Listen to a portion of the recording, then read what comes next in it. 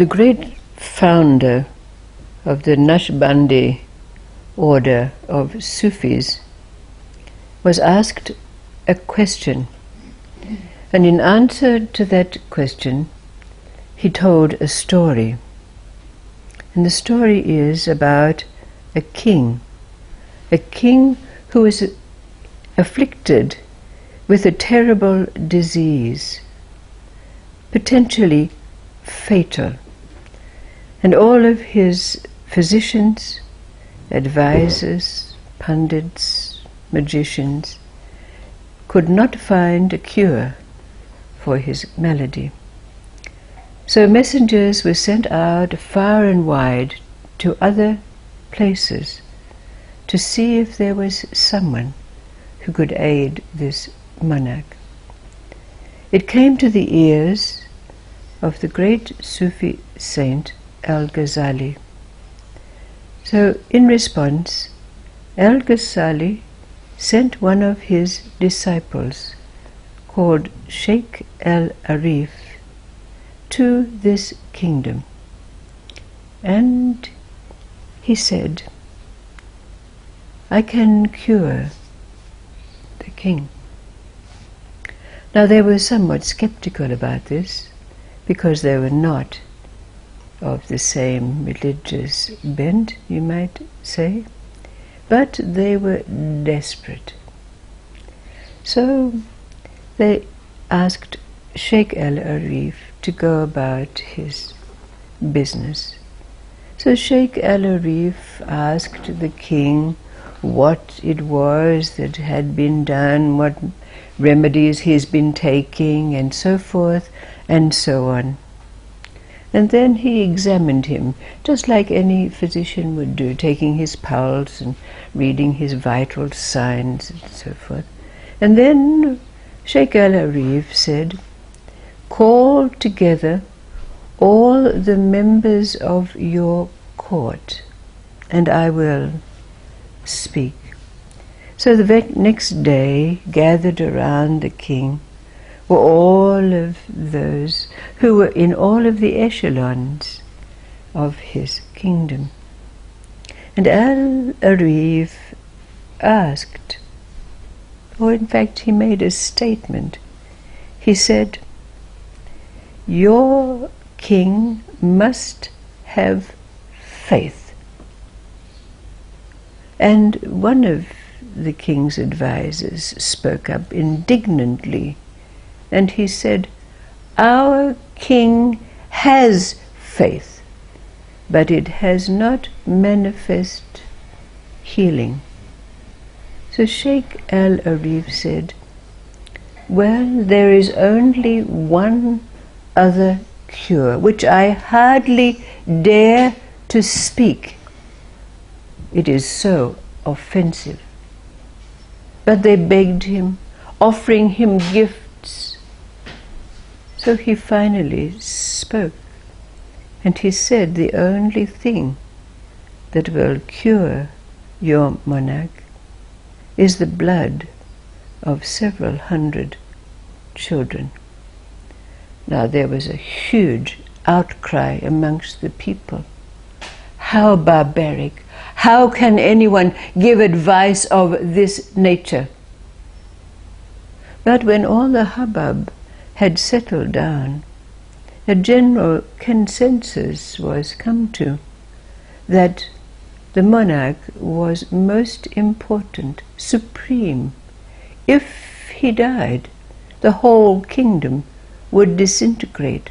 So the blood, the death of a few hundred children was a small price to pay for saving the kingdom. So the king was convinced that this was what had to be done. So he sent out criers into the town, telling the populace that their children had to be bought, to be slaughtered, to give blood, to save the life of their king. There was a huge cry, the mothers up in arms. Some of them cursed the king, cursed him roundly. But many others of them came together to pray fervently for the healing of their king, so that their children could be saved. But in the meanwhile, the king could not sleep. He tossed and turned at night. He could not rest.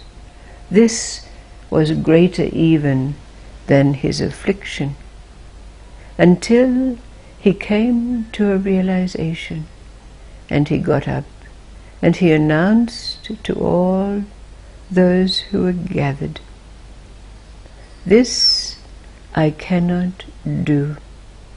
I cannot sacrifice the blood of children. I would rather die myself." An amazing thing happened. From that moment on, the king's malady began to recede, until within a very short space of time he was completely healed. Now all those who were around him immediately began to claim that it was their suggestions, their remedies, their prayers that brought this about. They decried Al-Arif as a barbarian. But when he returned to his home city, and he was asked, how was this brought about? Sheikh Al-Arif said, there were two things that were brought into play. First, a bringing of one-pointedness to the king, so that he transcended not only his affliction, but the suggestions, the remedies, and all else. In other words, you could say he transcended self.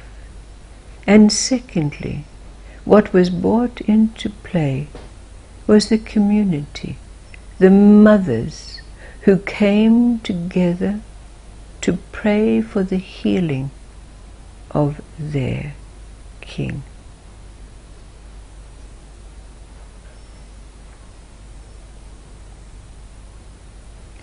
So the question is asked of you.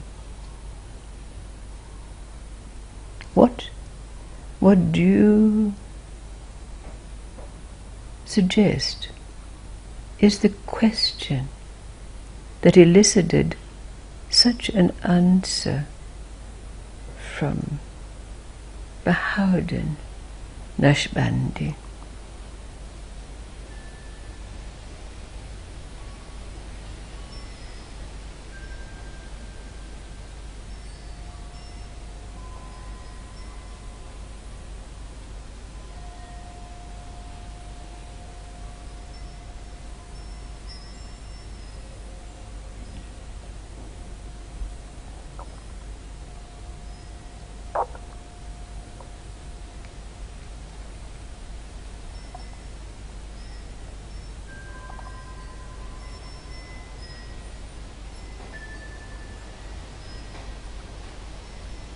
Have you been in a place where there is no faith?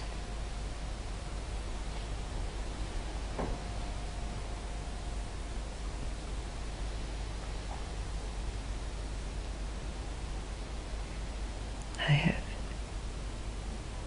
Have you? Where there's no place for faith. What happened? What happened for us in that place?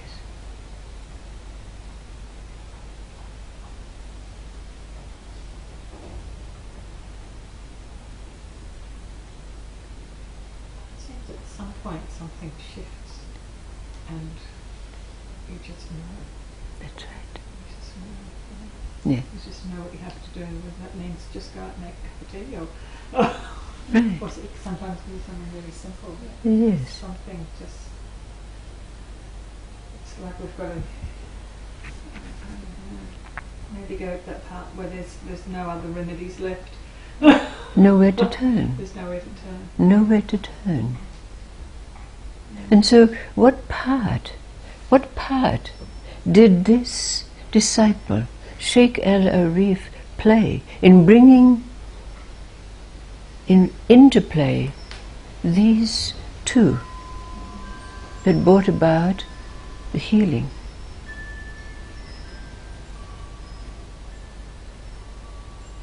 He didn't give them a choice, did he?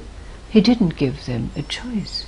No. So they had nothing, they had to just go to that. And what happens in these instances? What brings about this one-pointedness in us? Surrender. Yes. Or absence of faith.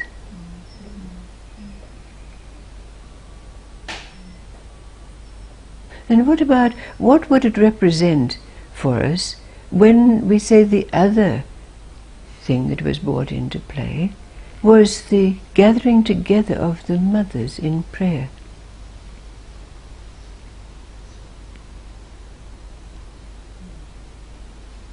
That's unity consciousness. They all have a common All right.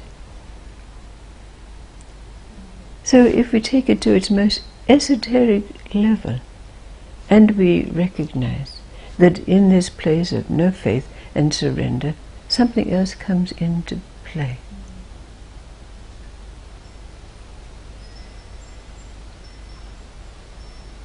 Isn't it so? But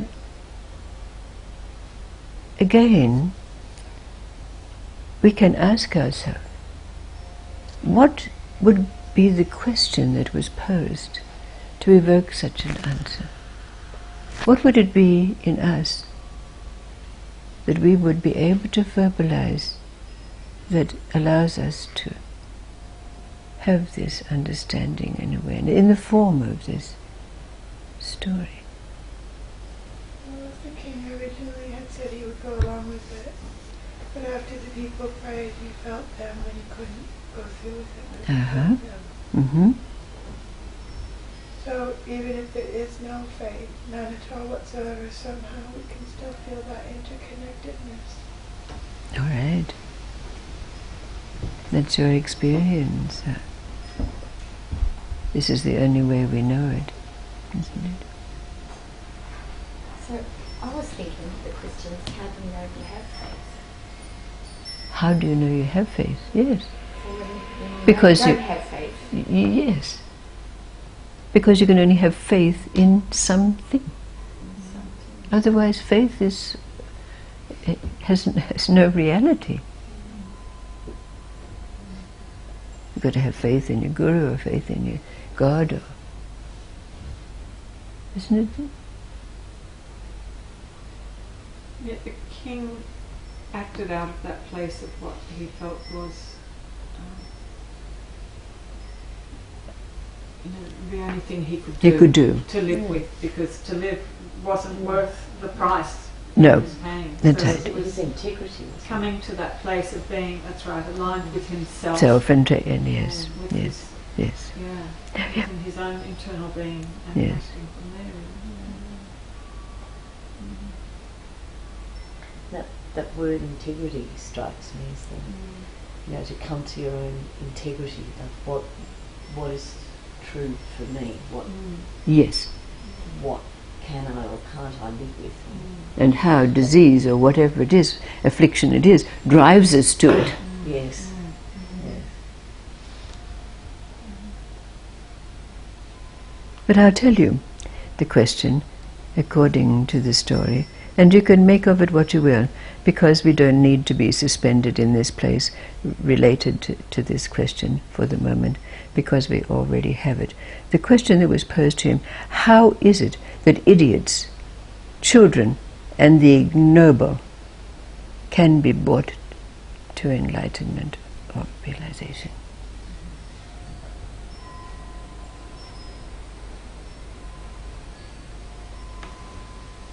And that's a very important question for us.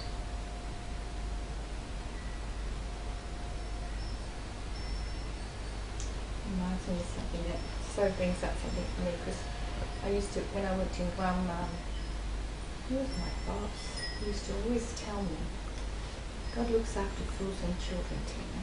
And I never could decide whether he thought I was the fool or the child. Yes, yes, a very Somehow it's good connected. saying. It certainly is. It certainly is. Yes, yes.